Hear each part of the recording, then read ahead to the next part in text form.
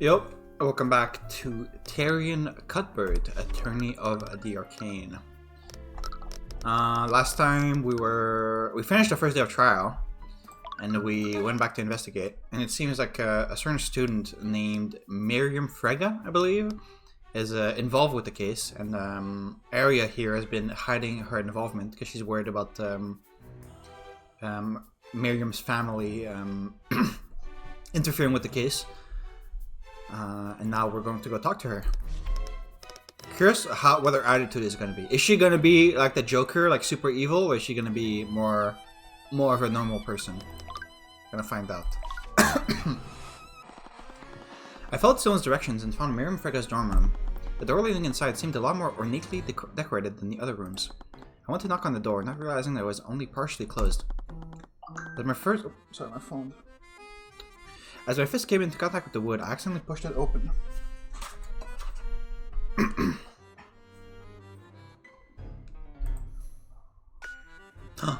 Okay, you look like the Joker.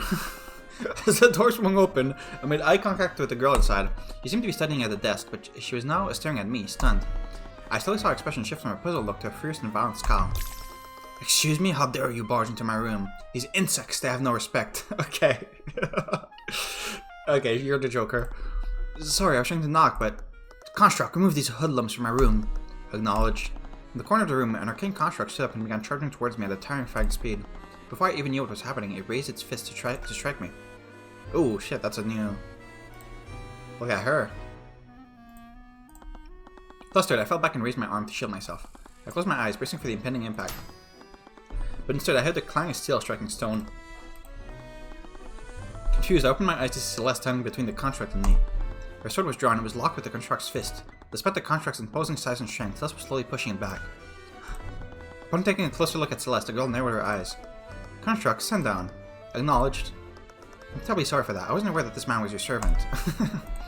Celeste's hand was firmly clasped around the hilt of her sword, but she put it away without another word. I haven't noticed you on campus. Are you a new student? If the academy allowed her to bring her retainer, she must be important. What are you talking about? I saw an opportunity. Yes, my master just enrolled here recently. What? Celeste couldn't me confused. I just tilted my head towards Miriam. Yes, I just started here. I take it you're Miriam Frega? Yes, it seems that my reputation precedes me. Okay, you're the killer. Unlucky. The spoiled daughter of House Frega, one of the four-pillar families, she's extremely arrogant, but appears to excel at her studies at the Imperial Academy. I can't imagine she has many genuine friends. It's a pleasure to make your acquaintance, Lady... I'm Celeste. Celeste... She cut herself, pausing for what was a very awkward moment, sorry. I'm Celeste Steelwind. Was she serious? There was no way Miriam was going to believe... Steelwind? It's a pleasure to meet another member of such an esteemed house. She must be from a distant branch family. Father may have use for her. Wait, she was actually buying this? I just moved in and I thought I should introduce myself. Saying as you're a top student in the field of conjuration. Yes. Well, there was no backing out now. It was an extravagant band. Miriam appeared to live pretty well here. There's a table for guests, but it didn't look like it's seen much use until now. Okay, so we're saying she's kind of lonely. She doesn't have any friends. And there's no magic. Miss Frega, I was wondering if we could ask you some questions about... Excuse me, I don't believe anyone has permitted you to speak. Oh, here we go. Celeste was still smiling, but I could faintly hear her grinding her teeth together. So, we heard about what happened to Professor Belvedere. I can't believe it. Yes, it's quite tragic what happened to her. She had always been a friend of House Frega. She was obviously going to be more receptive to Celeste Steelwind. It might be better to let Celeste take the lead on the questioning. We heard that you saw her on the day of the murder. Could you tell us more about what happened? Oh, you heard about that from your relative, did you? If you don't mind me asking, why are you so interested? She's not like Arya, is she? Oh, you know, I'm just curious is all. You know how uneventful life can be sometimes. Being a noble and all. I really needed to tone it down. Oh, is that all? I was worried you were going down the same path as that poor, confused Arya. Well, I'm in the middle of a study break anyway. I suppose I have some time to spell some tea. Spell some tea. Speaking of construct, please prepare us some tea. Here's that lotus tea we imported from the Eastern Kingdom. She may be useful. I should win her favor. Acknowledge. Lotus tea? You have lotus juice? I can feel myself slowly losing control of this situation. I heard that you were one of the last people who saw the professor. Where did this happen? I was in the hallways when I saw her coming out of the headmaster's office. She appeared to be heading towards the library. Do you remember what time this happened? I'm not really sure, honestly. It's a little embarrassing, but I have a bad habit of getting too absorbed in my work. Sometimes entire hours will pass without my notice. Do you have a rough idea at least? I don't know if you're actually the killer. I feel like you may be a red herring. I'm still sus of the headmaster. I don't know. I believe it was in the morning. So it was before her meeting with the headmaster? Okay, wait, sorry.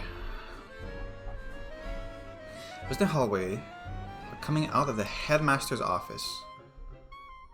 You saw her coming out of the headmaster's office. Here. Was that really her? Or, I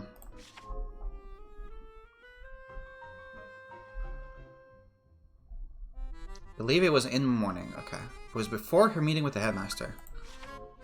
Did anything seem... That's strange. Did anything seem off about her? No, it was a short encounter. I merely greeted her, and she responded in kind. At least that's what should have happened. The Todgers now, what did it mean? I still glanced at Celeste and caught her attention. Using small notions, I shook my head. Miriam was holding something back. Were you and the professor really on good terms? I heard she was pretty mean towards the other students. It was a riffraff, maybe, but not to students like us. She was my personal instructor during summer break. She fulfilled a similar role to my sister when she studied here. She was a longtime friend of House Frega. That's why we're planning on appointing her as the new headmaster. Wait, what did you say? Okay, hang on, I forgot something. A runestone, everyone's well, but mine is the latest model. Ugh, you have a newer model? Can I see it? What? No! Oh, she's mad. Did you say that we're going to appoint Bellwether as the new headmaster?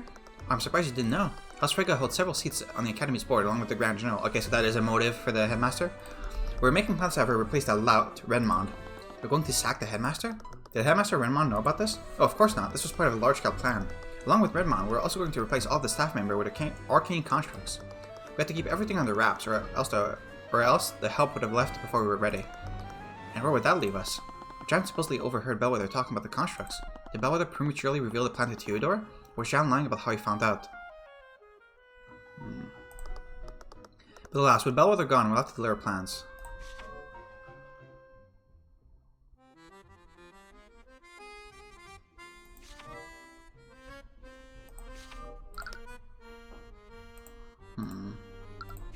But alas, with Bellwether gone, we'll have to delay our plans. It's supposed to be kept a secret, but according to John, Bellwether revealed this plan to the headmaster during a meeting a few weeks ago.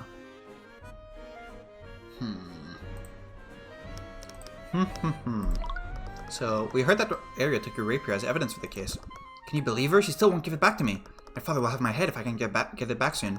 How did that even become part of the investigation anyways? I don't know. Everyone tell me anything. I don't think she's lying. I swear if that necromancer was the one who stole it, I'll execute him myself. So someone did steal it from you? Yes, from right out of my room. When did this happen? About a few weeks ago. I noticed when I came back from one of my classes. Someone removed the rapier from its display case in my room. How did they get involved? How did they get into your room in the first place? Do you think someone used magic to teleport past the door? Please, I'm a master of conjuration magic. If someone attempted that, my enchantments would have shunted them out. I mean that the thief came through one of the doors or windows. I bet it was the necromancer. I'm sure a street child like him just knows how to pick a lock. I heard that you're one of the Academy's top students. Your grades must be amazing. Of course, as an inheritor of House Frega, my grades are impeccable. It feels good to have my greatness recognized. That was strange. I didn't say anything contradictory to the eye this time. Was she just delusional about how good a student she was? Maybe the evidence was just, oh, sorry. Maybe the evidence was just fake. Like, we don't know if this is real. I just did Celeste to continue pressing her. Oh, what kind of magic? Or maybe she doesn't know that, like her house is like bumping her grades and she doesn't know about it, so she's become delusional because of that. What kind of magic do you study here? You must be joking. I study magic from the School of Conjuration. Just like most members of my house. The School of Conjuration. It's a type of magic that specializes in spatial manipulation, right? Yes, I consider myself quite the expert in that field. Why, the Crown Prince himself has asked for my assistance in a research study. It's nice to finally work with someone of my caliber. Again, I didn't see any thoughts that contradicted what she was saying. She was smart enough to get the Crown Prince's attention. Why would she be cheating? Is that something about my wayward relative before? Were we talking about the area? Oh, I'm terribly sorry if I offended you. But I'm sure it must pain you to see the way that she's been acting lately. Yes, it's been extremely hard. Hang in there, Celeste. Did you know that she even interrogated me about the murder yesterday? Can you believe it? A still one running around a crime scene like a common knight? Why, if I tried something like that, my father would disown me. She's so desperate to prove that she's nothing like her father. Is that really what you believe, or are you just hiding the fact that you're here on your father's behalf? I'm not working with my father. Yep, I remember this. My apologies, I didn't mean to lose my temper like that. that why she became a prosecutor? Was it all to reject her bloodthirsty father? Honestly, so she became a prosecutor? Wouldn't she become like a defense attorney? Honestly, she probably thinks she can do anything just because of her betrothed. She's so full of herself. Aster deserves better. Alright, wasn't there a line about how she's engaged to the crown prince? If the Grand General keeps drowning these villages in blood, I imagine even that will be in jeopardy. When that happens, I'll steal him back. Celeste's eyes perked up. I'd be lying if I said mine didn't too. I was also curious about who this Aster was, but I shook my head when she looked at me. We couldn't risk blowing our cover for some gossip about the prosecutor. You have an arcane contract in your room. I thought they were only in the library and the locker room. This contract was a gift from House von Sanctus. I have to say, they're quite convenient to have around. They look really cool. Maybe I should get one. You should. A contract would be far more useful than this attendant of yours. Yeah, maybe. Unfortunately, there's still some issues with their intelligence. It happens when you give them complex commands. It might be easier to show you. I haven't turned the contract and began beckoning it over. Contract, please retrieve my textbooks and bring them here. Then cast Stillwind Strike at this location. After that, retrieve some plates and set them out at this table. Acknowledged. What? The contract stood up and retrieved Miriam's textbooks from one of the shelves in the room. He brought them to the table they were sitting at, just like she'd ordered, but then it suddenly stopped. Wait, what happened? The contract obviously can't cast Stillwind Strike, so my second command was impossible to carry out. But did you notice something else? It ignored your third command too. Okay, that is very specific and definitely going to come back up. Exactly, my third command was possible to carry out. Contracts execute a series of commands in the order that they were given, but let's say one of those tasks is impossible to complete. When the contract gets to that task, it will deem the entire series impossible to complete. As a result, it will stop executing the series altogether. Okay, yeah, this is explaining what she just told us. Lady Stillwind, I'm afraid I must leave now if you want to make our next engagement. Oh, right. Let's go, servant. Oh, leaving already? It was a pleasure talking to you. Yeah, sure. See you around. I made my way back to the foyer with Celeste. With all the time we'd spent, we only had a brief amount of time before night fell. But luckily, we'd found a lot during our investigation. Are you sure you didn't want to talk to her more? We're getting a lot out of her. We already got a lot of useful information out of her. The more time we spend with her, the more likely she is to see through a ruse and warn the prosecution. Right. I mean, we told her that we would go talk with her. So why Stillwind? I don't know, I panicked. Is that foreshadowing? I think you may actually be a Stillwind. I don't remember any of the other house's names. Pierce would have had a lower profile. I'm not using that creep's name. Hopefully, Stillwind doesn't mind us borrowing her name. And we got her statement on what she saw that day. There's also what she said about her rapier. I bet she was lying when she said it was stolen. She was probably trying to establish an alibi. I'm not sure, sir. Why do you say that? Doesn't it feel too obvious? If she was lying about the rapier being stolen, that would imply that she planned all this in advance. But if she had to choose a murder weapon, why would she choose something that literally has her family's name on it?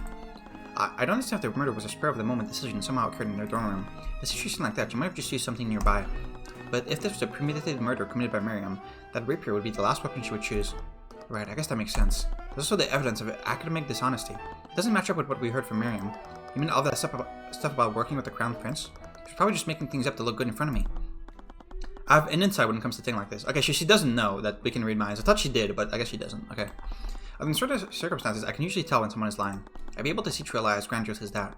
People could subconsciously shield themselves from the Eye of Horus, even if they didn't know about it. But when they did that, I wouldn't be able to see any thoughts from them. I saw that she was lying about her in contact with Bellwether. I would have seen discontent thoughts if she were lying about her grades too.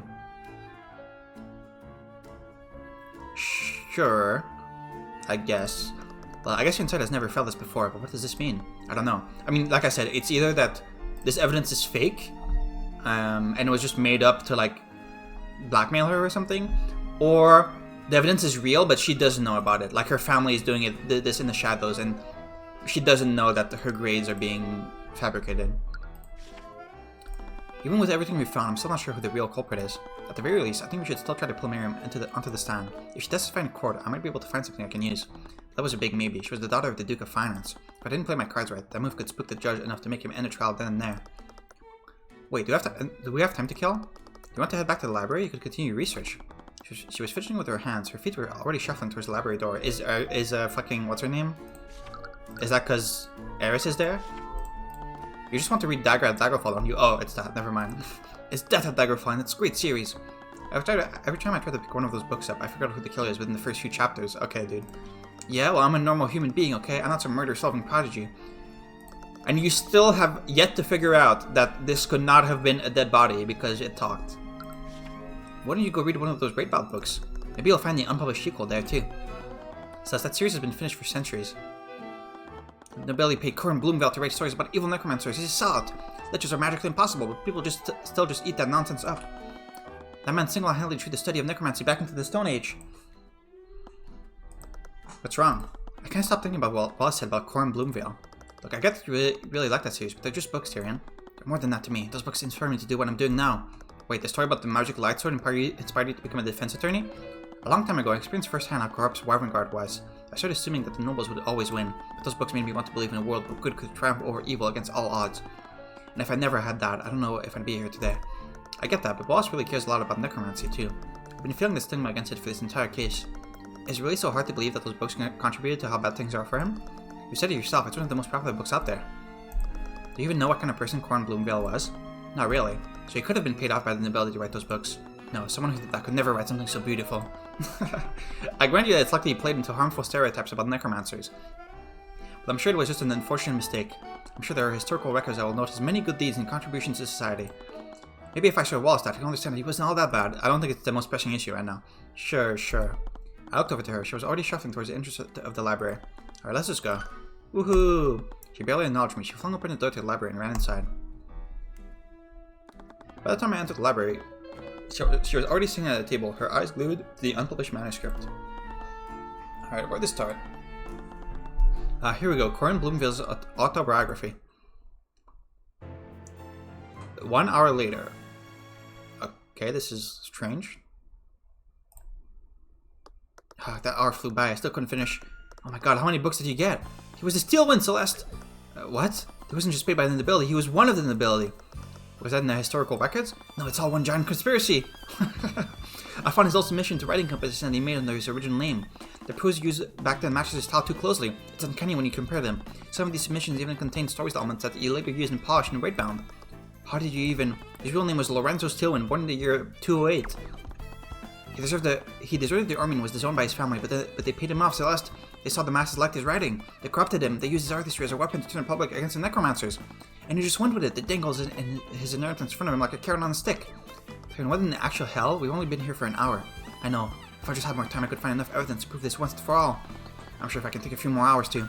What, Tyrion? No. Lost his trial is tomorrow morning. Okay, Lord, how could I forget? What was this bit? It's fine. Let's just...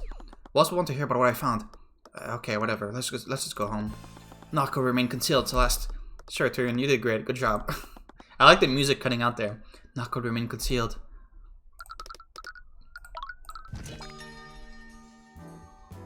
What? I know. I wouldn't believe it if I hadn't seen all the pieces there myself. That makes so much sense. The Stillwinds had always seen the necromancers as a threat to their power. Guys, but the thing that Bloomville was originally a part of their family. I know, right? It's cruelly insane when you think about it. Guys, focus! Wallace on trial for murder right now. Oh, yeah. Sorry, I don't know what came over me. After I acquitted you, do you want to talk more about what I found? Yes. Alright, don't lose that confidence, I guess. Okay, here we are.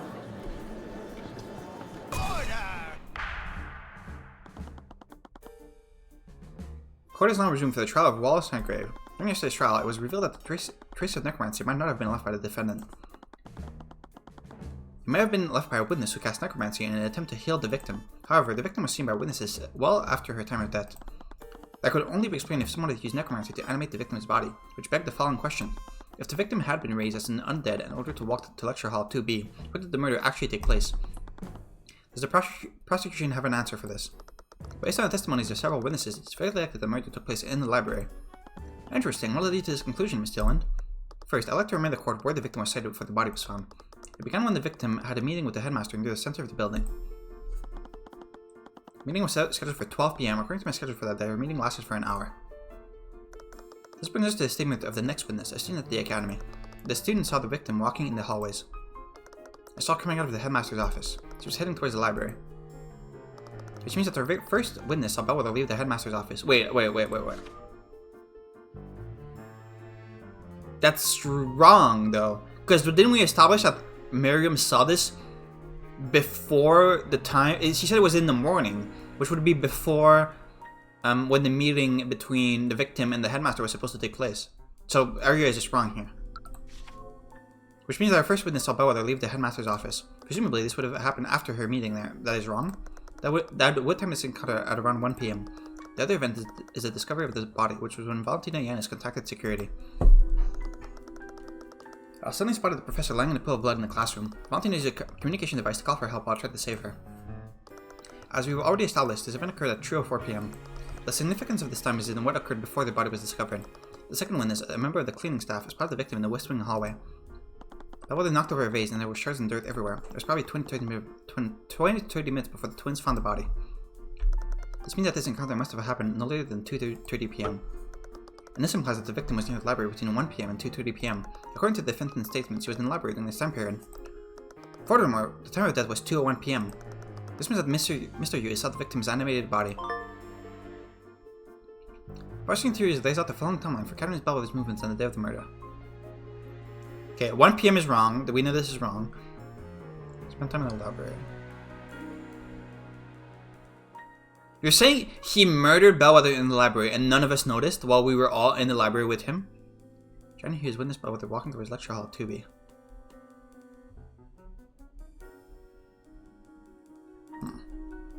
I see. What do you have to say in your defense, Mr. Cuthbert? In my defense?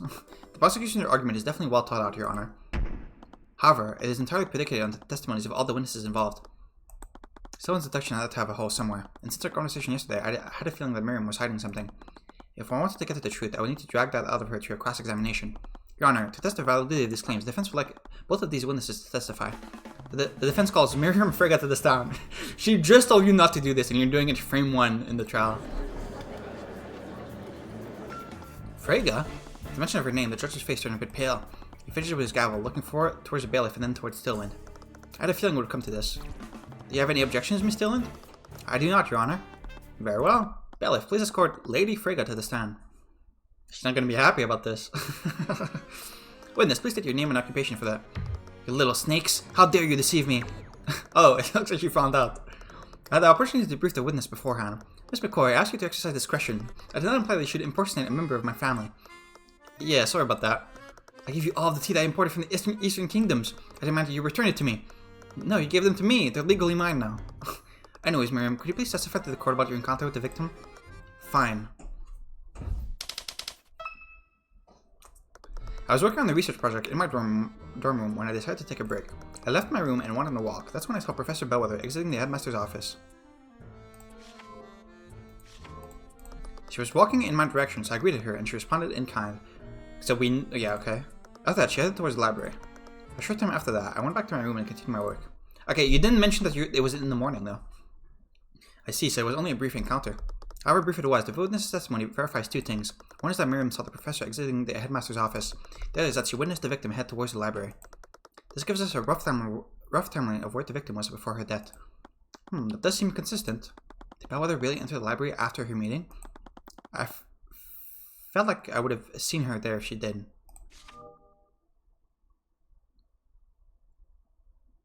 Yeah.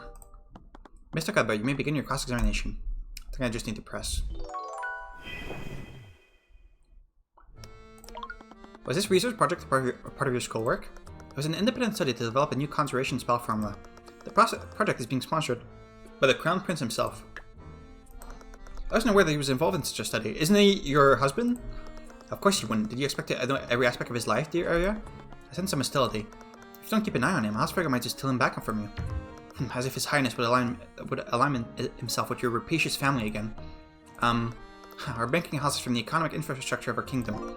But perhaps he'd come to the Stillwinds if he needs to massacre a village of commoners. Okay, she got you go with that one. With all due respect, may we please focus on the matter at hand? Of course, Your Honor. And you're sure that you saw her exit the headmaster's office? Yes, I remember it clearly. I was surprised that she was still meeting with the headmaster at all. She must have been referring to her family's plot to replace him. Do you interact with the professor at all, Miriam? Did anything seem off about her? No, but it was a very short encounter. It sounded as if we stopped to have a conversation. You said that you greeted her and she responded. What did she say? Why isn't it important? It's not important at all, so why? Miss Frege, it's possible that someone used illusion magic that day. Every detail about the victim's interaction could be important. Well, I bid her good morning. She said good morning in response. Aha! Objection! Miss Frege, if I recall correctly, you have a habit of getting absorbed in your work. So much so that you'll even lose track of the time that day. If I recall correctly, you pulled that information out of me through your lies. Regardless, early in today's proceedings, the prosecutor made the following argument. First witness saw Bellwether leave the meeting with the headmaster. That would time this encounter around 1 p.m. Miss Frigga, if you had said good morning to the professor, you would have been mistaken. Because that encounter could only have happened during the afternoon. And your point is? You said it yourself, Mr. Cuthbert. The witness simply lost track of time, but the professor also said good morning, right? What the witness said isn't what's important here. The significance is what the professor said in response. She had just come out of a meeting that was scheduled for noon and ran for an hour. She would be well aware that it was no longer morning. Wouldn't she have corrected the witness? Okay, it could just be like, sometimes you just do that though. Like, if someone told me good morning and it was 1 p.m., I would also probably just say good morning. I wouldn't like push my glasses up and say, actually good evening. Like, the encounter was extremely short and the victim's mind may have been preoccupied. Yeah, I kind of agree with Arya here. She could have easily responded to the witness without thinking. I'm going to be honest, I kind of agree with her. Yeah, me too. It's not hard to believe that they were both confused about the time. It was definitely a stretch, but I still couldn't shake the feeling that Miriam was hiding something. Every time I asked her about how Bellwether acted that day, the Eye of Horus read a suspicious thought. There had to be something there. Miss Frigga, you haven't been entirely truthful in your testimony, have you? That's absurd! What reason would I have to lie? It was such a small detail, why does he even care? Every detail about how she acted is important, Miss Frigga. What aren't you telling us?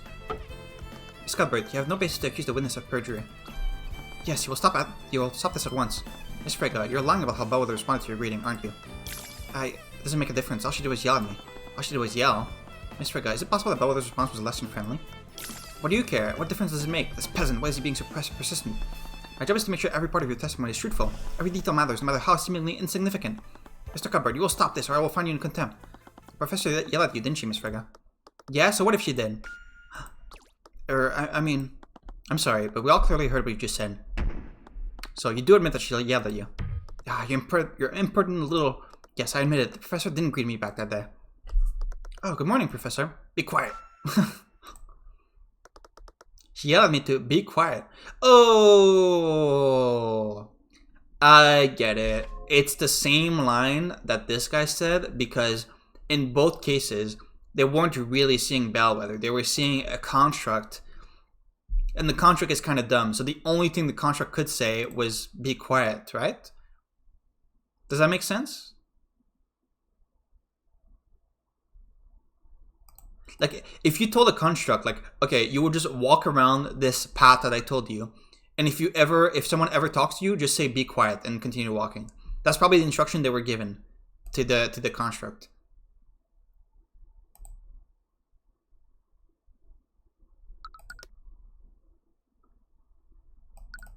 I think that makes sense. Yeah, that's probably it. And they used illusion magic to make it... Oh no, they wouldn't even need to use... Because it's her voice. It speaks using the voice of Catherine Bellwether. So it would naturally use her own voice when it said be quiet. So yeah, this is 100% it. Both what John saw and what Miriam saw were constructs with illusory disguise cast on it to make it look like Bellwether. But until then, we had always been nothing but courteous with each other. I don't know what got into her that day, but something had put her in a foul mood. But that's it. Everything else I said was the truth. I am telling the truth. That's all she did. I did see her come out of the headmaster's office and walk towards the library. She wasn't lying about that. So, is that all, Mr. Cuthbert? What do you mean, is that all? You badgered this witness. Also, you could prove what exactly? The witness committed perjury. The witness changed a small detail of her testimony. A detail that is inconsequential to the case. It was clearly an act with no malicious intent. After seeing her thoughts, it was difficult to disagree with that. I was so sure that the eye would give me a thread to pull on, but she was only lying to save face. The witness saw the victim leave the headmaster's office and head towards the library. Do you have any concrete evidence to refute that, Mr. Cuthbert? No, I guess not. Wait, is this really okay? At this rate, this will be the only chance you have to cross-examine her. I don't think she's lying anymore, and I was really pushing my luck earlier. If I continue pressing her, the judge might actually charge me with contempt. But if Miriam wasn't the one who was lying, then... The defense has no further questions for the witness, Miss Dilland. The prosecutor stayed silent for a while. She almost looked disappointed. Very well, Miriam. You're dismissed. Miriam showed me a look of disdain, but she left the room without protest. The judge let out a sigh as the young noble was escorted out of the room. It was as if he were expecting the young noble to literally explode at any moment. Now, with that out of the way, what else do you have, Mr. Cuthbert? The only way to refute the prosecution's theory was to cast doubt on one of the witnesses. If it wasn't Miriam, then, still, to test your theory, we must question every witness who saw the victim that day. So, with that said, the defense would like to call John Hughes to the stand. I hope you understand, Mr. Cuthbert. Your entire case rests on the assumption that one of the witnesses' account is incorrect. If your cross-examination of Miss Hughes leads nowhere, then I hope you're ready to concede. I didn't like the sound of it, but she was right. Unless I could find something in John's testimony, I wouldn't have a case at all. Bailiff, please bring in Mr. Hughes. Witness, please state your name and occupation for the courtroom. Witness, name and occupation. Ah, right. My name is Sean Hughes. I'm on the cleaning staff of the academy. Mr. Hughes, please testify to the court about your encounter with the professor that day. I mean, I feel like I've already solved the case, so it's kinda... I feel like I'm just kinda going through it, but I feel like... I mean, I think I've solved it, yeah? Alright.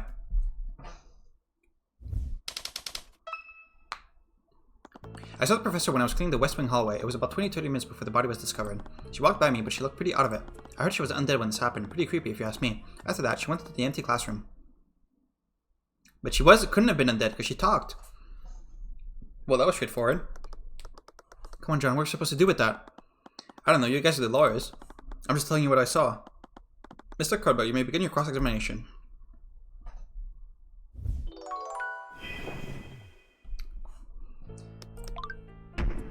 How are you so sure that was 30 minutes before? I always check the time to make sure I'm on schedule. I was supposed to finish cleaning the halls by 3 p.m. But the body was discovered at 3:04. What was the professor like, Mr. Hughes? Did anything else look off about her? Yeah, probably. She wasn't undead after all. That remains to be proven. If you say so. Anyways, what was her demeanor like? She looked like she was in a bad mood. Either that or she was tired, but I guess she was actually just dead. I believe you've forgotten a few details about what the professor did. Yeah? Sorry, it's hard to remember these things sometimes. Did she make any sounds? Did you hear her make any sounds? Oh, yeah. After she knocked over the vase, she yelled at me to be quiet, but I didn't even say anything. This detail could be extremely important. Please add it to your testimony, Mr. Hughes. Whatever you say, man. Okay, finally we can point out this contradiction. I've been waiting on this for like the past 2 parts. Oh no, I guess it was just last time. Last time we also did the first part of this trial, but yeah. This. Objection! Mr. Hughes, you said the bellwether yelled at you. What were her exact words? I think she yelled at me to be quiet. What? I thought it was weird. I didn't even say anything. But I know better than to talk back to her. That's the thing, Mr. Hughes. The prosecution's theory is as follows. The professor was murdered in the library and was reanimated using an animated corpse. With a quick illusion spell, no one would notice that she was undead. However, if what you saw was truly the undead bellwether, how did she speak to you? Huh? This can't be right. Mr. Hughes, undead can follow simple orders, but they don't have the intelligence to speak. Perhaps the witness was mistaken. No, I'm sure I heard her yell at me. I remember because what she said didn't make any sense. Exactly, he didn't say anything, but she still yelled at him to be quiet. Wait a minute. I'm afraid I don't understand. We've already established that the victim was dead long before her encounter with Mr. Hughes. But if what he saw wasn't undead, what was it? It had to be an undead. No. What other explanation is there? It couldn't have been a major illusion. Otherwise, it wouldn't have been able to shove John out of the way or knock over the vase. Whatever it was, someone probably used an illusory disguise to make it look like Bellwether. Does that mean it was a person? No, if it were a person, how did Bellwether's body end up in the lecture hall? Bellwether wouldn't have been able to turn herself invisible if she were dead. And whatever John saw, it needed to be something that could have transported Bellwether's body unseen. It would also have needed to have a mask and the ability to speak. What created Bellwether's voice? At the very least, it needs to be something that can recreate Bellwether's voice. Okay, you're being very obvious with it, but what could have done that? That's it! What? Everyone, the witness didn't actually hear the dead victim speaking. What he actually heard was Bellwether's voice being recreated using magic. Are you trying to say her voice was recreated using a spell? Not a spell still, it was artificery. And whoever the murderer is, they had the perfect piece of artificery available to them. One program with Catherine Bellwether's voice. You can't possibly mean... That's right, Steelwind. What Mr. Hughes saw was an arcane construct. An arcane construct is a magically animated suit of armor, Your Honor. We ruled out such a possibility, hadn't we? Construct or not, no one can disguise himself and carry the body to the classroom. A person would have been able to do it, but arcane constructs are a different thing entirely. Those sets of armor are extremely large, but more importantly, they're hollow. Oh, was that mentioned? Okay, I would add that to the evidence, I think, because it isn't mentioned here that they're hollow. But sure.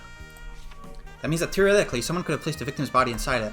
The arcane construct wouldn't just transport the body, but in an illusory disguise, it will also confuse and mislead anyone who saw it. Objection! Okay, so it was the headmaster, and he was trying to pin the murder on Miriam, right? That's what happened? I commend your deduction, Mr. Cuthbert. I would have never considered that possibility. It's certainly plausible. What does this prove exactly?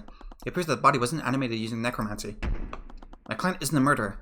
The defendant is still capable of performing all of the acts that he described. His compendium contains illusory disguise after all. There were several students in the library that day. Any of them could have committed the murder. One might come to that conclusion if they didn't have one crucial piece of evidence. I'd like to present a new piece of evidence to the court. From under the table, someone pulled out Miriam Frega's bloody rapier. A sword? Is that... Yes, Your Honor. This is the murder weapon. This rapier was reported stolen by Miriam Frega weeks before the murder. During the investigation, it was finally found in the defendant's locker. Wait. He was clearly trying to use one of her possessions in a paltry attempt to frame her. Why, he even stole her locker's nameplate and placed it over his. Damn it, this wasn't what really happened. But honestly, it sounded more plausible than what really took place. We're basically back to square one, aren't we? Anyone could have told that construct to do all those things. Wait, was that really true? The construct transported the professor's body, and someone used an illusion to make it look like her. They even used a pre-recorded voice to make the illusion more convincing. Who ordered the construct to hide the body? Could anyone have done that? It was at the moment that several memories fled back to me. Mr. Hughes, that Bellwether yelled at you. What were her exact words? I think she yelled at me to be quiet. She yelled at me to be quiet! Till then, we had always been nothing but courteous with each other. I don't know what got into her that day, but something put her in a foul mood. Be quiet! Sorry. Be quiet! Oh! I was guilty of herself, so I was clearly amused by what was happening. That was an illusion? I thought she said more than that. Or was it that she said some stuff, then she left and she came back and she just said be quiet? I see. Okay. Okay, that's pretty good. The contract's voice is an amalgam of pre-recorded phrases. I mean, I had already gotten like the how it was done, but I didn't realize that we also spoke to the construct. I guess I just forgot this scene. I'm not sure if you noticed, but it used the voice of Professor Bellwether. Fuck, I knew there was something wrong with it. Unfortunately, you can't make them say anything other than basic responses. Only the headmaster can change those settings. No, was it him the entire time? What is it, Tyrion? Did you figure out something out? I did. I didn't like where this was going, but with the way the pieces were laid out, there was only one explanation. Still, earlier you said that my client could have orchestrated this entire ruse, but that's simply not true. How so? Anyone could have ordered the construct to carry the victim's body. Yes, but not everyone can change what the constructs are able to say. Only one individual has the credentials for that. Theodore Redmond, headmaster of the Imperial Academy. Wait, you're not serious, are you? You think the headmaster did all this? I don't want to believe it, but he's the only person who could have done it. That's completely ridiculous. Headmaster Redmond is 88 years old. He could never do something like this. Still, there's one common element between each of the witnesses' encounters with Bellwether. It's what Bellwether said to them. She yelled at both of them to be quiet. Miriam Frega was particularly surprised.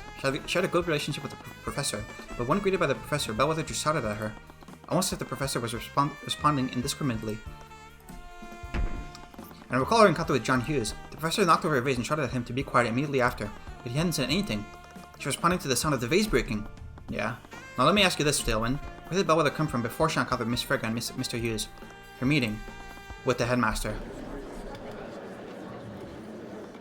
It appears that the defense truly means to indict Theodore Redmond. If so, we have no choice but to take a brief recess until it can be brought here. There's no need. Ooh.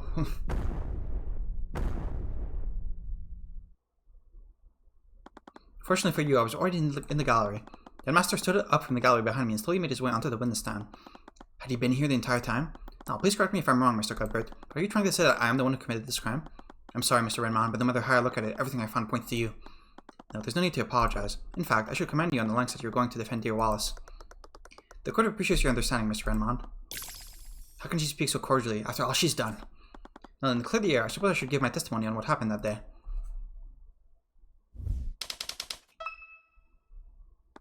That day, I had a meeting scheduled with the professor at noon. Yeah. He showed up at the expected time and we discussed various administrative matters. The meeting went on for an hour, after which she left to prepare for her next class. Despite our many disagreements, we still know how to be civil with one another. Is that true? I mean, I don't know. I don't know if I should, like, reveal this. I don't know if this is really a contradiction, but I could present this on this statement. Maybe. After all, I had no reason to bear a personal grudge against her. Okay, never mind, it's this one. Okay. I just can't see it. He seems like such a nice old man. Is he really the killer we're looking for? He has to be. No one else could have orchestrated this entire plot. I just needed to find how to prove it. Find out how to prove it.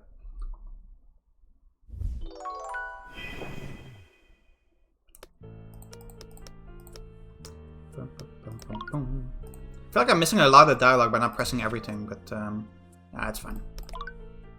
Oh. Oh, the game is glitched, sorry. Help. Let me just finish this and maybe try again.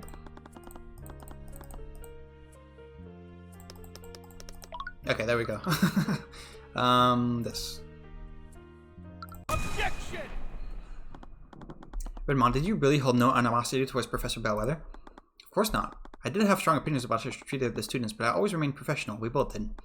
Frankly, I find that hard to believe. In fact, I think you might have had a very good reason to murder the professor, considering that she was going to take your job. What? So you knew about that? I'm sorry, but I don't follow. Just how is a professor going to take the headmaster's job? According to Miriam Frege, Catherine Bellwether was current favor with the school board. In fact, there's a plan to house Miss Redmond and appoint Bellwether as the new headmaster of the academy. What? But in any case, I doubt that the headmaster had any idea of this until now. I'd like to remind the court of the witness's reaction just now. He said, so you knew about that. His reaction was under surprise, but he wasn't surprised by this information. He was surprised that I knew this information. That's... Please, dear Arya. I may be a frail old man, but I'm perfectly capable of defending myself. If you have an explanation, Mr. Redmond, then by all means, I'd love to hear it. Gladly. Oh, he looks kind of evil here. It is true that I knew about the Frege's plot beforehand, but I had only just learned about it. On the day of the murder, the professor told me about her plan. She was going to replace me as the headmaster and replace the staff with her arcane constructs. No, that's wrong. It wasn't. It was like a couple of weeks before. Now, you might say that this would have given me the perfect motive to murder the professor. However, the supposed murder weapon was stolen from Lady Frege. This happened weeks before our meeting. I had no knowledge of their plans before she told me, and therefore I wouldn't have known to steal Lady Frege's weapons in an attempt to frame her. Are you satisfied now, Mr. Cuthbert? There's no way that the headmaster could have come up with this plan. If he really did do this, that means he stole the rapier too, right? Most likely. His alibi makes sense. He couldn't have planned this whole thing unless he knew about Bellwether's plans. That would mean he knew about this weeks ago. But how did he even find out? The best way to tell convincing lies is to leave a lot of truths and only change one detail. Maybe Bellwether did tell him, but she actually told him weeks ago. How would I prove that? Are you stupid? It's the same piece of evidence, bro. Mr. Cuthbert, you may begin your cross-examination. But dude, this game is way too easy so far, by the way. This is way too easy.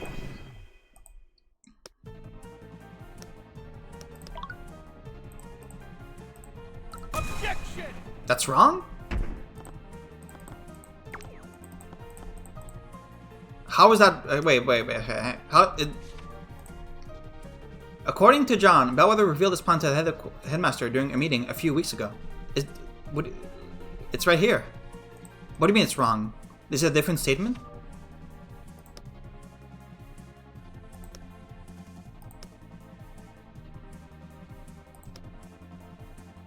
This? Objection! How is it not this?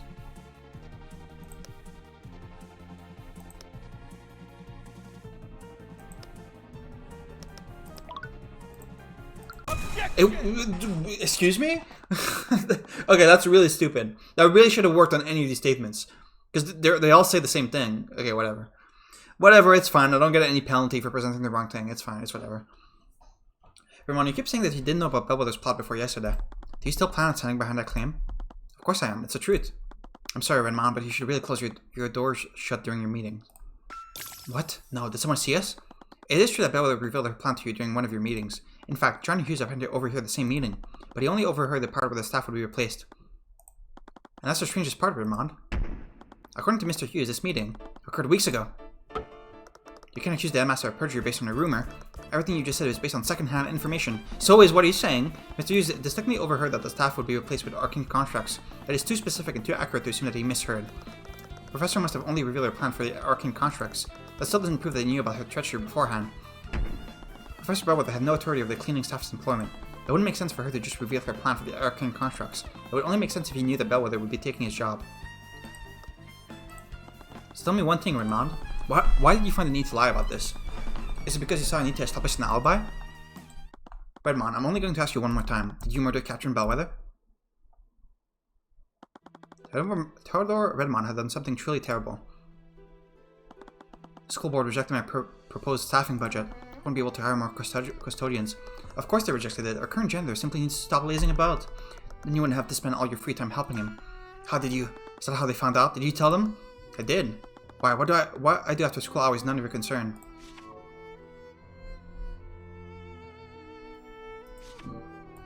It becomes my concern with the headmaster of my academy debases himself in such a manner. You're moping floors alongside him like a common servant. Have you no shame? What else am I supposed to do? You can't possibly expect one man to keep an entire school clean. Hughes is entirely capable. The academy is powerless despite his lounging about. Only because he's working during every waking hour. Barely has enough time to sleep. Please, I've caught him napping on the job more times than I can count. Honestly, you caught all these animals far too much. Professor Bellwether, I've called you here to discuss your treatment of certain students. This again? Do you remember Jillian Fletcher, who was part of your advanced illusion track? I remember failing him. His performance during the final exam was laughable. They found his body in the lake last night. I'd always warned you that something like this might happen. I understand you have responsibilities to the kingdom, but our students are still human beings. I fail to see how any of this is my responsibility. Professor, surely even you must understand. No, I think it's you who fails to understand. He may have been a mage, but he could never walk the path of the Scale Lord's chosen, which has a plebeian constitution. What do you think would have happened? The real act of cruelty was placing the layaboude next to our kingdom's best and brightest. What did you think happens to trash when they're placed with their betters? You never allowed him the opportunity to succeed. I don't think I'm blind to what's been happening. I've received several reports that you've been harassing the students admitted through the scholarship program. And take those reports to the school board, Benmond. If these urchins fall apart over the tiniest bit of criticism, then they have no place here. They can't handle it, Benmond. It's that simple. Maybe this incident will finally make you see reason. What do I do? How do I stop her? It's only a matter of time before the school board names her as the new headmaster. After that, I won't be able to protect anyone from her. I'll be powerless. That's not how I see it. What? Is it Eris? You're clinging the shadows, Benmond. Titles, influence, reputation, they're all just illusions. Strip those away, and your Bellwether's equal. If only it truly worked like that. Reality is far more complicated than that. Is it, though? Her friends on the school board can't pump blood through her veins. Those nobles she dotes on can't draw breath into her lungs. All are equal in death. The survivors are the ones who determine what it will be. It doesn't matter if you're a commoner, a noble, or the Scale Lord himself. What are you saying? You should fight for what you believe in. Do whatever it takes to create the universe you want. Theodore Redmond had done something truly terrible. He truly despised Catherine Bellwether with all of his heart. In his mind, this world was a better place without her in it. The sound of that rapier piercing her heart had been echoing endlessly within his head. It was as if her ghost was flirting over his shoulder, torturing him by repeating her last anguished gasps. It made his stomach churn. He took no pleasure in taking her life, and his soul felt forever scarred from what he'd done. But you've already come this far, haven't you? I've already come this far. What a fine mess this is. I'm not done yet. Headmaster, so you truly plan on pushing this, do you? I won't let anyone stop me from getting justice for Wallace.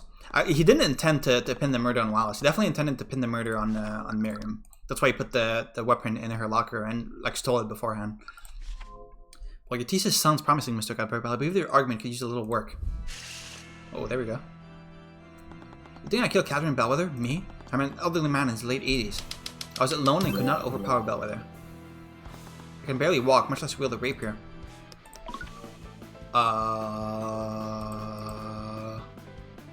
actually don't know. Hang on.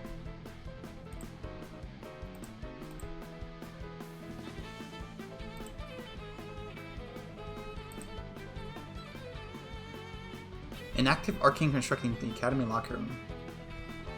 Was that the one? Was he the one that put the locker in the? Or sorry, that put the rapier in the locker? Oh, here, this. No, that's not right. Is it not? Oh no, that was Wallace. Sorry, I thought that was the. I'm stupid. It's technically correct. There's no way he could overpower Bellwether by himself. Yeah. Okay. Sorry.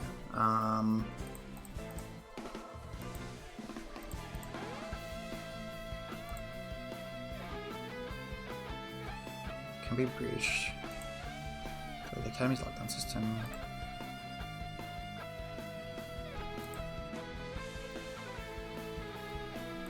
That's the smell.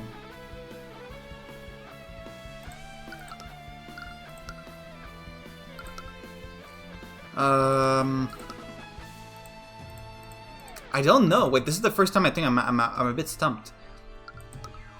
Why could he have overpowered her? Or how could he have overpowered her? Did he use... He couldn't have used a construct, right? Could he? Oh, okay. But you and Bellwether weren't the only people in that room, were you? You needed the arcane construct to cure Bellwether's body. That means that the construct would have already been in your office. And with your privileges, you could have easily programmed the construct to stab Bellwether for you. I feel like it shouldn't be able to do that, but even so, think about what would have transpired afterwards. You recall Miss Stillwin's timeline of Bellwether's witnesses?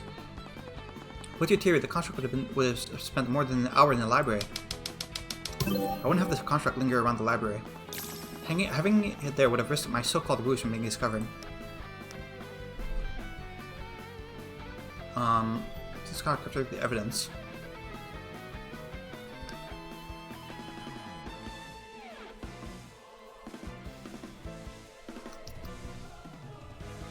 This? No. The timing deduced from Miss Vega's testimony is predicated on one thing. She saw Miss Bellwether exit your office after the meeting. However, if we assume that you're lying about when this meeting ended, the entire argument falls apart. Miss Vega would have encountered Bellwether after her death at 2:01 p.m. Miss Vega wouldn't have made a mistake like that. Miss Vega thought it was morning when she saw Bellwether. She can't reliably tell the time. Yeah, that's kind of a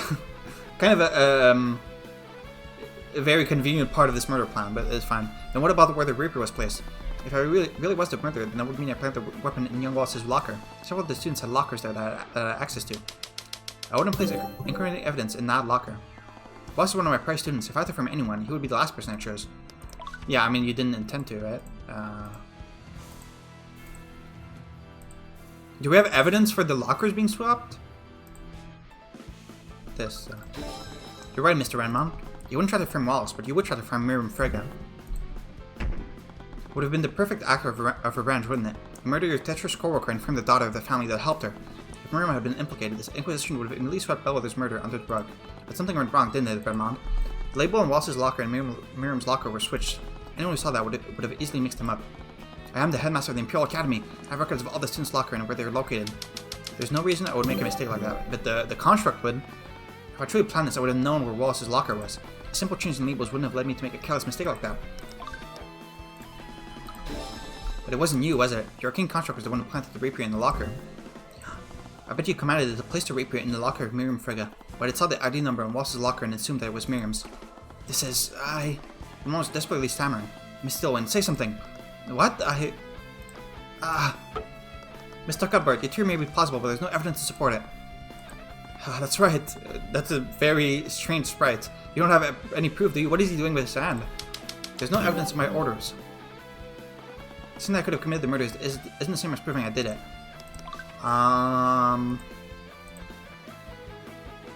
We haven't used this yet.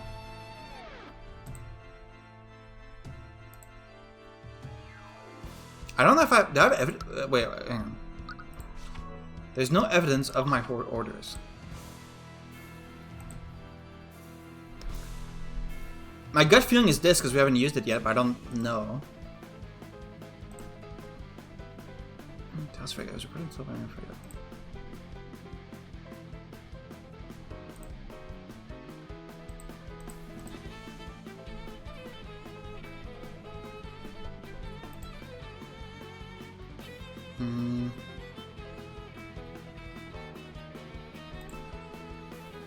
Lost a spell.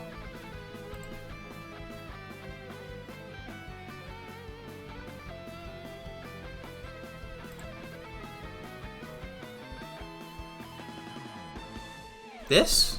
The headmaster activated the Academy's lockdown system in response to receiving a call from security. This call reported that the Tyrion Bellwether had been fatally wounded. No. Okay. Wasn't there some sort of evidence that would track the orders given to him? Is there? Oh yeah, there is! I forgot. I'm stupid. It's in the command log. Oh, no? Some sort of evidence that would track the orders given to him. It says... Every command given to a construct is stored in its command log. Oh, you want me to present this one? Okay, yeah. The arcane construct is still in the locker room where it planted the rapier. All we have to do is take a look inside it, and we'll see the blood inside. Is that so, Mr. Cuthbert? What? Why do you still look so confident? No, Mr. Cuthbert, I already checked inside of the construct during my investigation. The interior was completely clean. What? The construct's primary function is to assist and clean, dear Tyrion. The function that allows them to clean themselves inside and out. Okay, why would you say this? Just don't say anything. That still wouldn't erase the magical traces. Healing spells may leave traces of necromancy, but so with a healing potion. With no evidence of blood, there could be a myriad of reasons why those traces are there. Sure, man. Well, we can still look at its command history, right? Think about it, Mr. Cuthbert. Do you honestly think that the murderer would leave behind evidence like that? I'm sure that whoever orchestrated this plot, they ordered the construct to wipe its logs when it was finished. No. That's right, Mr. Cuthbert. Your case against me is theoretical at best, but I suppose I can still give you marks for trying. It's out of everything. Did you really get rid of all the evidence? I was running out of options. I still had one option left. It's becoming lair like that, young Tyrion. He's doing it again. I needed to bring myself back to that moment with Garrett Pierce. Everything was at stake for Wallace in this trial. He endured the collective or hatred of everyone who didn't understand what he was doing, yet he stayed true to his ideals no matter how much it harmed them.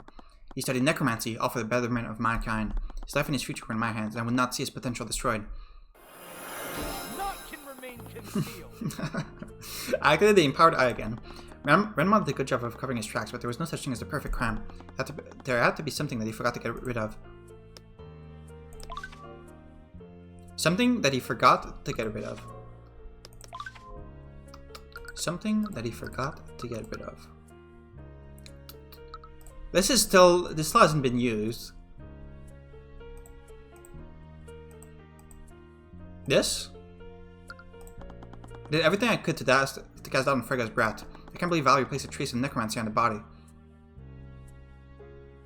To make matters worse, the construct placed the evidence in the wrong locker. So he did send the construct to the locker room to plant evidence. He must have also fabricated the documents that actually accused Miriam of cheating. It was all to make her look like the murderer, but this doesn't give me anything new to work with. There's nothing there for me to use. Okay, this. Oh, did I leave any other piece of evidence behind? I was far too reckless, but I needed some way to keep the lecture hall empty. Alright, he must have botched an alchemy experiment on purpose to keep the lecture hall clear. Oh, that's actually pretty smart. I see. That didn't really tell me anything I could use right now. There's nothing there for me to use. I had to do everything I could to shift guilt away from myself. But did I leave any holes in my alibi?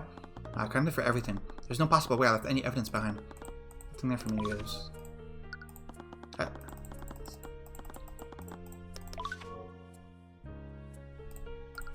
The construct's orders were clear. Plant the body in Lecture Hall 2B, and then plant the evidence in Frega's locker.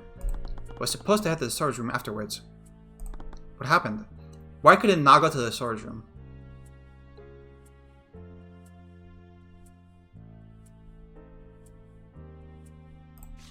Because we know that if one of the orders is wrong, then it stops midway. But it did put the evidence in Frega's locker. Like, it didn't fail at doing that. Like, or at least it thought it succeeded. But then it couldn't leave? Why couldn't it go to the storage room? What was in the storage room?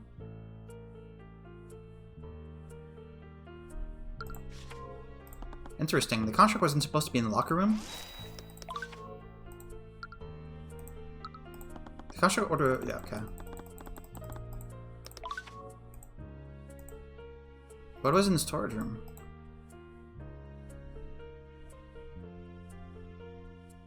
Were you in the storage room? I was just thinking of myself. The staff, Bellwether would have thrown them onto the street if not for what I did. There's nothing there for me to use.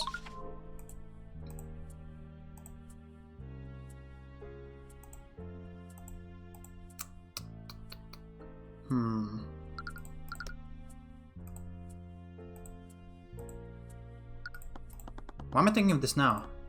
That piece of evidence didn't evoke any useful thoughts of him. Maybe I need to try projecting something related to the contract's action.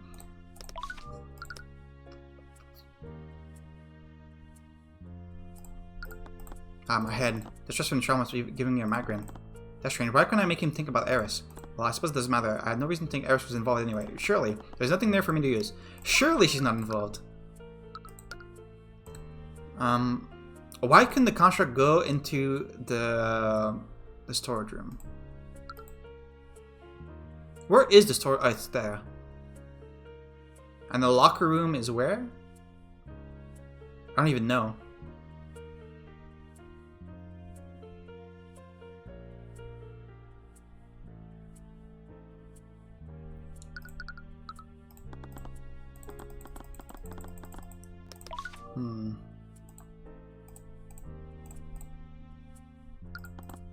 I can't believe I put myself into this mess for Bellwether of all people. Why do I feel remorse for her? She deserves what happened to her.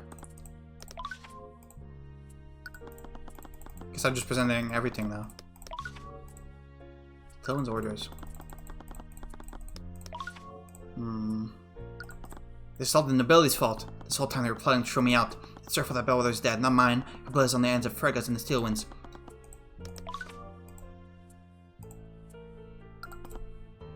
Bellwether of all people, yeah. But I did everything I could to cast doubt on Freka's brat. I can't believe Valerie placed a trace of necromancy. Okay, yeah, we read this. We know this. Do we? Yeah, we do. Okay, so it's not any of the actual evidence. It's either people or spells. Aquatic blight, prestidigitation, men wounds.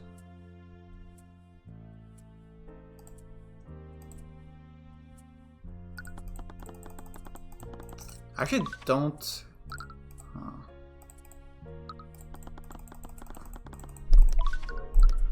Kind of stuck here. Oh wait, what about Ruby? It's all Timur's fault that I'm even here. If it weren't for my depths, that boy would have never even met Wallace. There's nothing there for me to use. Okay, that's interesting though.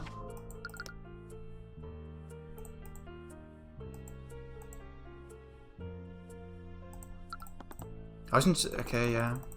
What am I missing? Am I stupid? Is he gonna say the same thing about the staff here? Yeah. Can't think of himself. This is gonna be the last thing I try. Doesn't care about Wallace. We tried these two. Doesn't care about her. Can't believe I let this boy push me so far. I was too careless. I should have been much more wary of him. Okay, so it's one of the spells, because it's the only thing we haven't tried. It's not Necrotic Blight. It's not Prestidigitation. It's not Mend Wounds. We tried this. It's not Revive. It's not Animate Corpse. And it's not Major... Okay, so I missed something. Attorney's Runestone? Have I not tried everything? Oh, did I try the autopsy report? I did. Okay, let's try everything again. What am I missing? We tried this, right?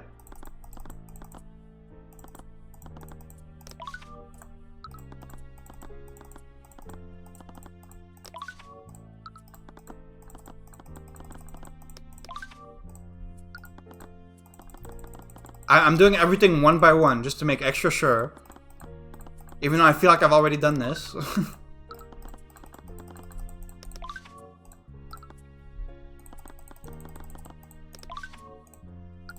Yeah, and the belly's fault. Yeah, sure is. Why was the contract in the locker room? It should have been there if I followed my orders. By the way, warp its logs, that's all that matters. I have nothing. She did order it to warp its logs. Oh, okay, I just forgot to present that. Okay, that's my bad. That's my bad. Sorry. My bad. In order to cover all of its tracks, it probably would have done this last. Wait, he ordered the contract to go to the storage room? He should have done that after he was finished planting evidence in the locker room. But we found it in the locker room. What stopped the contract from leaving the... Okay, okay, then it didn't erase its logs then. Okay, so the logs are still there. What stopped the contract from leaving the locker room? I don't know.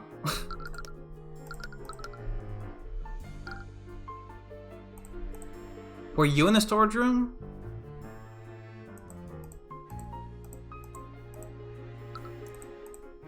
I think it was you, right? No, Redmond clearly didn't intend for the contract to end up in the locker room. Someone or something must have interfered with it. I don't know. My bad for saying this game was too easy. We'll see if this makes sense, though. I'm still... hang on. What stopped the contract from leaving the room?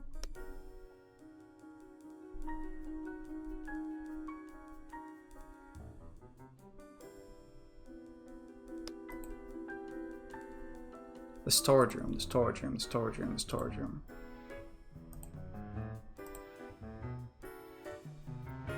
Oh, you mean just, is it just as simple as this? Okay, no, okay. It's not this.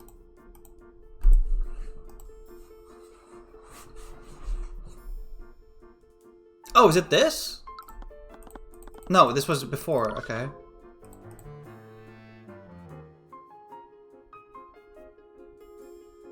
This would have made sense to me, but I guess that this happened before. Yeah, sure.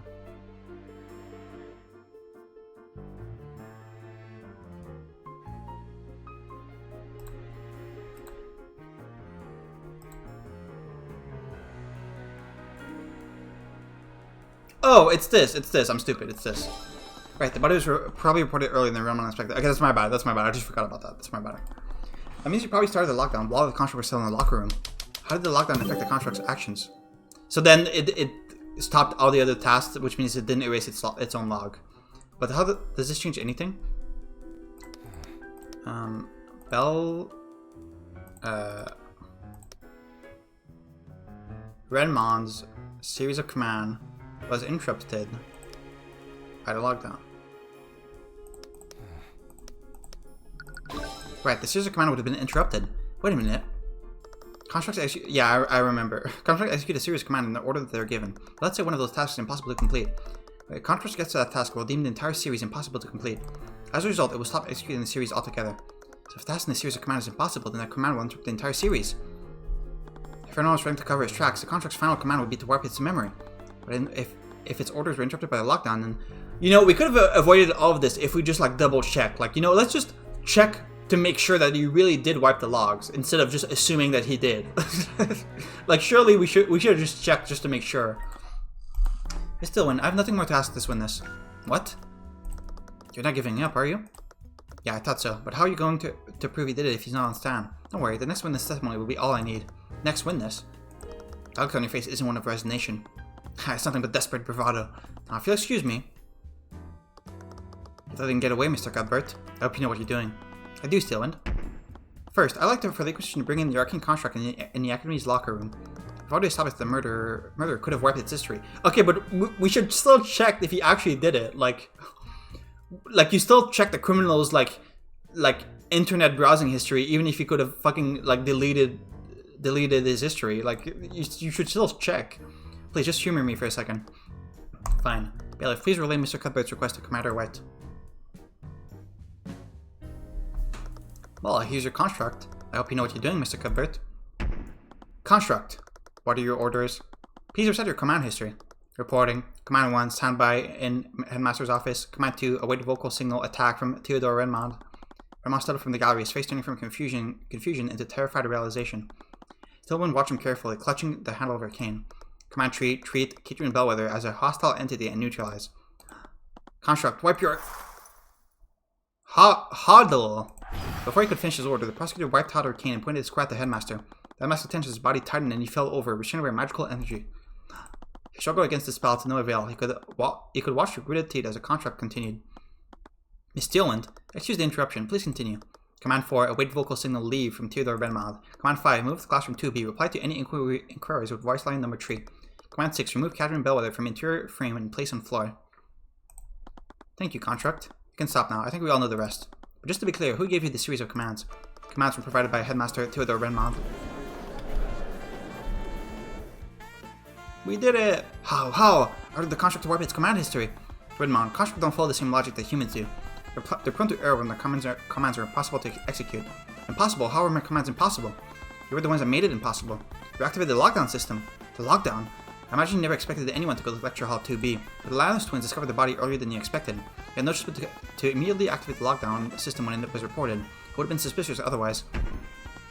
However, the construct was still in the locker room when you did this, so that's why it was there. The construct finished its task in the locker room, didn't try to follow your next command. It attempted to move to the storage room, but it was prevented from doing so. Completion of that command was impossible, so the series of commands was stopped before it wiped its history. No. Theodore Renmond, you ordered your contract to murder Catherine Bellwether. Then you had it place the murder weapon in the locker of friend Merm Frigga, and we have contract's testimony to prove it.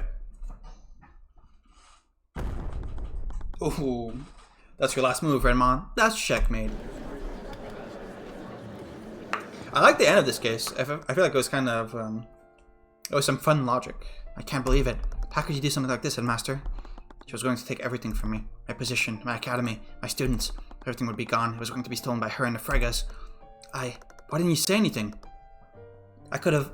Don't you dare stand here and there and act ignorant, Lady Steelwind. Do you think the Friggas acted alone? The Grand General was also on the school board and he endorsed his plan just as much as they did. What? I have nothing to say to you. I thought you were different. I listened to you and the Prince's lies about societal reform. In the end, you were just like the rest of them. She didn't do anything.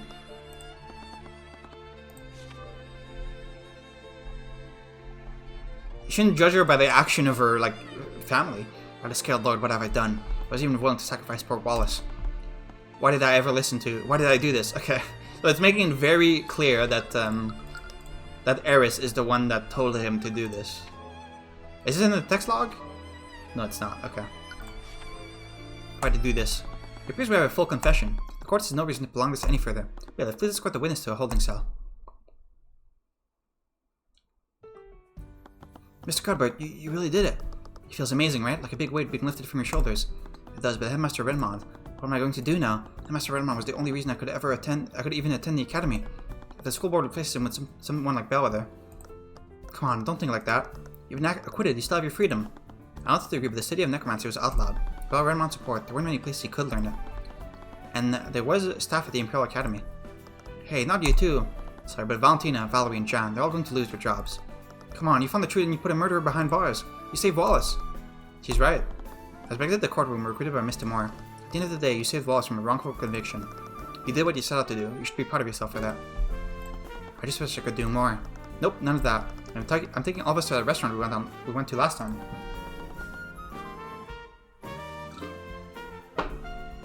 Do you remember how much that place cost? Don't worry, I have plenty of gold. Am I the only one on this team not making any money?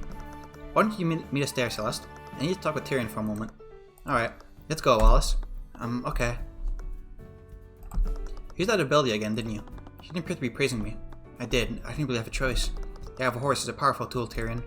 But that's twice now that you've used that ability to get out of a tough spot. You can't keep relying on it if you want to grow. One day you'll find a witness that it won't work on. It's worked for me this far, though. Yeah, maybe one day you'll face a witness who it won't work on. One day. But I suppose you're right. I'll try to rely on it less next time. Now marked the end of another case in my career as a defense attorney. Another life saved, another murderer brought to justice. But I still couldn't shake this feeling of uneasiness. Was it guilt for what would happen to the faculty staff? Or was it something else? I can't believe it. It was really Tyrion the entire time. Can we talk about something else? Thinking about all that is really bumming me out. I hope I'm not interrupting. Oh great, what do you want? I always try to act with more compassion than my fellow aristocrats, but I suppose I'm still blind to the privilege I was born with. I'm truly sorry for my words during the trial when sensitive to your circumstances. I've been speaking with the students here. There's quite a bit of outrage about your firing. Wait, really? The idea of a machine doing your job doesn't seem to sit well with the student body. While not everyone was as sympathetic as I'd hoped, most everyone agrees that your leaving would be a tremendous loss. I've spoken with the head of the student council. We believe that we can convince the school board to keep you on staff. You can do that?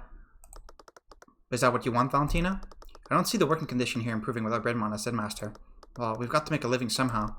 There's actually a merchant out in Oranax who takes interest in people like you and your sister. He's recently purchased a condemned building in the city and is looking to turn it into a restaurant. I remember how delicious your meals were when I was a student here. I'm certain he would hire you if I asked.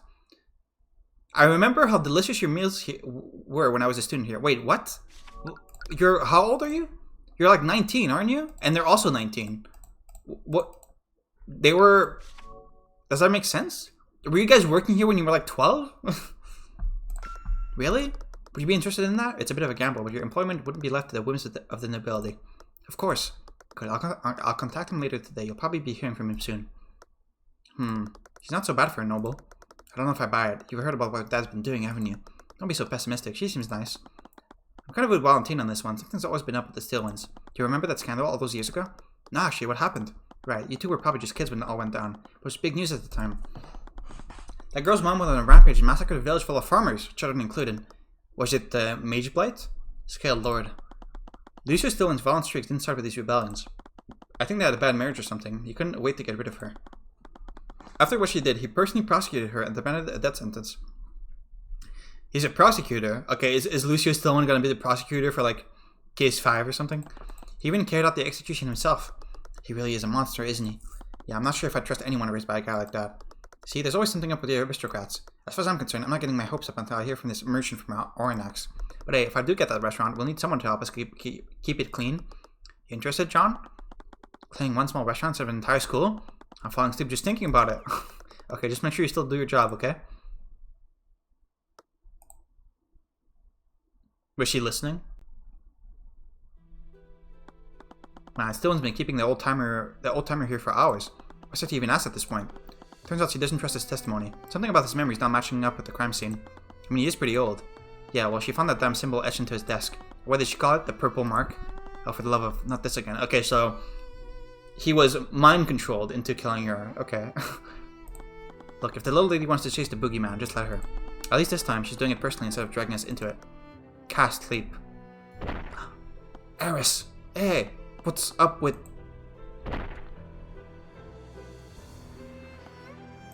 Hi. Wait a minute. I remember it now. But how? That was close.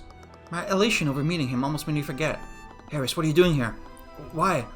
Wait, it was you! You put those ideas into my mind. You're the one who told me to murder Bellwether. Oh, you people never fail to amuse me. I didn't make you do anything. Everything you did that day, all the planning, all the preparation, that came from your own mind. And I have to say, I was quite entertained with the scheme you came up with. You even broke into Lady Frigga's room. Never thought you were capable of such thing, young Theodore. It's such a shame, though. I wish I could have gotten Wallace up to the villa instead of you. Could you imagine if he turned? Armies of the undead running rampant in the street, it would have been spectacular. But alas, even I couldn't corrupt him. He falters in every other situation, but when it comes to necromancy, he's as well as adamantine. Answer me, who are you? What are you? Who am I? I'm the ruler of the Sixth Circle. sorry. I'm the ruler of the Sixth Circle, the Lord of Shadows. Ah! The Lord of Shadows. The Walking Dead completed. Okay, we did it. Sorry, that was very funny to me. Like, it's so chuny.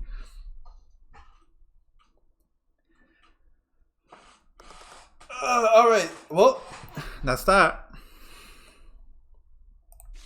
Okay, so yeah, that definitely is you. Ruler of the Sixth Circle. What are the other 5 circles?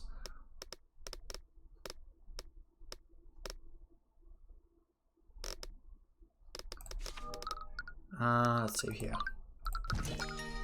Okay, yeah. So I like the final kind of like deduction on this case. I think it like flowed together pretty nicely. It was still like very contrived, but like every single case in all of these games are always going to be super contrived, so that's okay. The first half was like way too obvious, I feel, and especially like the whole deal with the contradiction with like the cleaning guy hearing the professor talk. And then the prosecution saying that wasn't undead. Like, that is such an obvious contradiction. And it was really frustrating not being able to like present it on that day, and having to go investigate and then come back the other day and then being able to present it, even though we already had the contradiction. I feel like usually in the Ace Attorney games, they don't ever like leave open contradictions up like between trial days. Usually like in the trial, you resolve every contradiction that you could know at that point, and then in the investigation, you learn more information, and then that's what you resolve on the next day of the trial. You don't usually like have like lingering contradictions like that. So that kind of that was kind of annoying. And also, sometimes the game was really picky about like which piece of evidence presenting on which statement, even though they were all kind of saying the same thing, you know. But it wanted it on this specific statement, even though like the one before and the one after kind of said the same thing.